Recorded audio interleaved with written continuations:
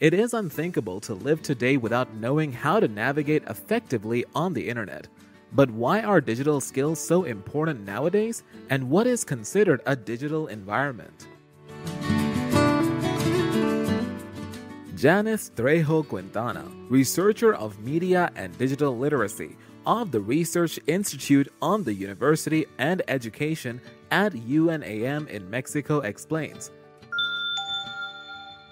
Digital competences are so important today because from the development of what has been called information and communication technologies, the way we do many of the things that we do daily have been revolutionized. For example, communicate, inform ourselves, study, work, even entertain ourselves. The way we listen to music, watch movies, series, in short, all those ways in which we entertain ourselves, these changes have spread throughout all areas of human activity. For example, gestation of the distribution of information that is necessary to develop societies in areas such as economics, culture, and politics. In such a way that there is in connection and flexibility in everything we do now with information and communication technologies, we recognize that at this moment in human history distances and time were shortened. Therefore, it is essential to develop the necessary skills and competencies that allow us to participate in private and collective life, because in this private and collective life there are information and communication technologies, and those technologies have generated digital environments. A digital environment can be understood as a space that is enabled by devices and platforms that are accessible from the internet and other digital media. This notion is based on digital systems that are interconnected on a global scale. Some examples that we can have in that sense are, for example, websites, applications, the mobile phone network that we use every day, search engines where we can find things that interest us or that we need to know. Of course, the socio-digital networks that are so used by all people, or almost all people in the world, that a digital environment can be understood as, let's say, an area of social reality that is characterized by the presence of information technology and communication that offer us the opportunity to have them as tools that help us to generate and share knowledge or competencies in a faster way and with much broader scope than we had previously.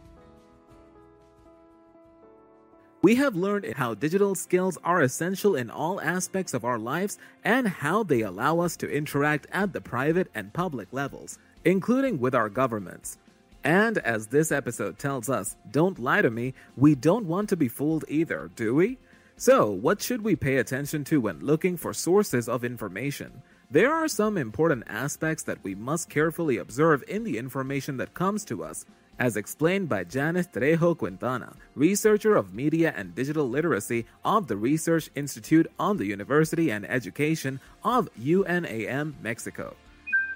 6. Objectivity. Objectivity is that characteristic where we are going to identify if the information we are consulting has some type of bias. That is, if at a certain moment the information is not balanced, it does not present different edges on an argument, but as it goes to only one of the parts then. It is also very important to know if the information that I am consulting has some kind of imbalance or bias and, finally, ease of use. What is ease of use? This has to do with how I can navigate, for example, on an internet site, if the presentation of the information is clear enough for me to have access to that information in my search for certain data or certain information that I need. That's what the ease of use of the information refers to. As we search for information skillfully, we have to be conscious of the need to evaluate information in terms of its authenticity, reliability, and credibility of sources. Use these information resources for legitimate purposes, acknowledge sources of information, and create and share them ethically and responsibly. Do you remember the stories from the first episode? Roberto and Corina, talking to people who were actually lying to them. That is why it is very important to know how to navigate through a safe area on the internet. Janneth Quintana has some advice for us. Este es un tema muy delicado y es muy complejo. This is a very delicate issue, and it is also very complex. First of all, we will have to say that there are some signs that we must take into account when we surf the internet. For example, if we are in an insecure site, we will see spam or many pop-up windows. Malicious redirects and browser warnings could also appear, indicating that the site may be harmful to the computer we are browsing. So, we must take into consideration that pop-up windows, some sites where advertising appears all the time, where we cannot navigate easily. And there are some other elements that we have to consider when looking for information and when we enter sites. But now, you can also make use of tools from the same browsers. For example, Google Chrome, Firefox, or Safari already include some security functions that can automatically tell us when a site is not safe or when the information is not encrypted.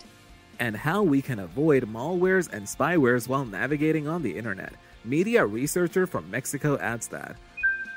Bueno, además de tener en cuenta... Well, in addition to taking into account what we have previously indicated, it is also very important to be very selective with what we download to our devices. That is, we have to look at the author of the software, the email, the text message that we are opening.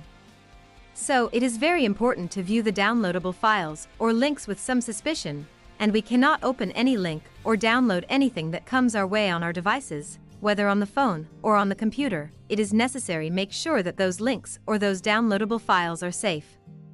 However, when we download a program from the internet, we should read the license agreements to act when it refers to the collection of information from us, and when, for example, there are many pop-up or interactive advertisements that ask us to click on a yes or no button. It is important that we close the window without clicking on either of the two options, but as soon as we see it, close the window. This is very important. And well, it is also important that we have an antivirus software on our computer that helps us precisely with anti-spyware and malware functions.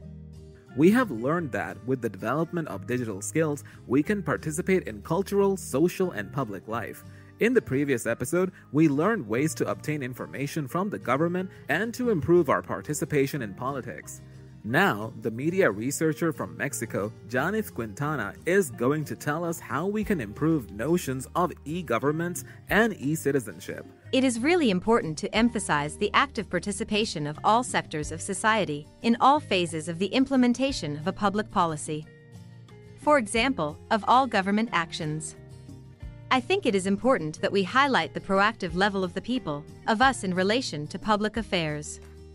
We as citizens cannot be passive agents before governments or before the different institutions of your country. In this sense, we must give special importance to the feedback between citizens and authorities. Our commitment as citizens is to demand the right to access information, to a democracy with higher quality, and that will only be achieved if we are proactive, if we put into practice these notions of direct participation, of a constant and direct presence in all matters that are public, in all matters that concern us all. Finally, we have some tips from Janneth for identifying and evaluating digital content. She suggests that whenever we come across some information, we ask ourselves these questions. Does the information I receive cite other sources of information? Does the author present an email address, an institution of affiliation, or a media to be able to communicate with him? Is the website owned by a government entity, an organization, an educational institution, a non-profit entity, or a particular recognizable author? I would also ask myself, is the information well structured and organized? What type of audience is this website targeting? What is the purpose of the site or document I am consulting? It is also important to identify and evaluate digital content to verify if the internet address or domain of the website or document is related to some type of specific activity. For example, when we see that at the end of the address it says .edu. Edu, it means that it refers to education. When we see that it ends with .gov. Gov, it means that it refers to information or a site managed by some government entity. Or when we see that the address ends with a .org, it means that it is an organization.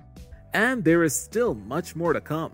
Social media and authorship, citizen and community, journalism, media privacy, and much more. Stay with us.